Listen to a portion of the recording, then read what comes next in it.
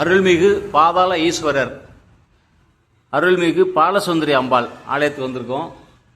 காத்தவராயன் கதை ஆசிரியர், சென்னக்கரை அகவை முதிர்ந்த தமிழ் அறிஞர் சுப்பிரமணிய ஐயா இந்த பாதாள ஈஸ்வரனுடைய வரலாறை செவி வழி, படிப்பு வழி, நூல் வழி அறிந்ததை உங்களுக்கு சொல்லுகிறார்.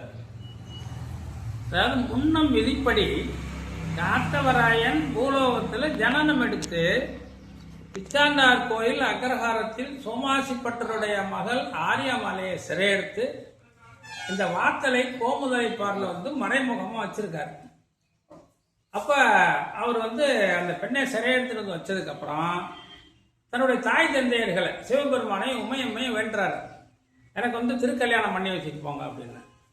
சிவபெருமான் 33 கோடி தேவர்களும் புடைசூழ வந்திருந்து இரவு கல்யாணமாக காத்தவராயனுக்கும் ஆரியமாலைக்கும் திருக்கல்யாணம் பண்ணி வைக்கிறாங்க. அப்ப அவரோ பெண்ணை சிறையெடுத்துட்டு வந்திருக்காரு. கல்யாணமோ யாரும் அறியாமல் நடக்குது. அதனால இரவு வேளையில யாரும் அறியாமல் அவங்க இங்க கல்யாணத்தை நடத்தி வச்சுட்டு பூமியில வெளியில யாருக்கும் பகிரங்கம் ஆகக்கூடாதுங்கிறதுக்காக அந்த கோமுதலை பார்ல இருந்து பூமிக்குள்ள உள்ள சுரங்கம் மாதிரி பூமி வழியாக இந்த இந்த இடத்துல ஒரு வெளிப்பட்டு கைலாசம் போயிடுறாரு. அதனால சுவாமிக்கு காத்தவராய சுவாமிக்கு கல்யாணம் பண்ணி வைக்கிறதுக்கு அவர் இரவு வேளையில யாரும் அறியாம கல்யாணம் பண்ணி வச்சு யாரும் அறியாம பூமிக்குள்ள இருந்து வெளிப்பட்டு போனதுனால இந்த இடம் பாதாள ஈஸ்வரன் கோயில் அப்படின்னு சொல்லப்படுது.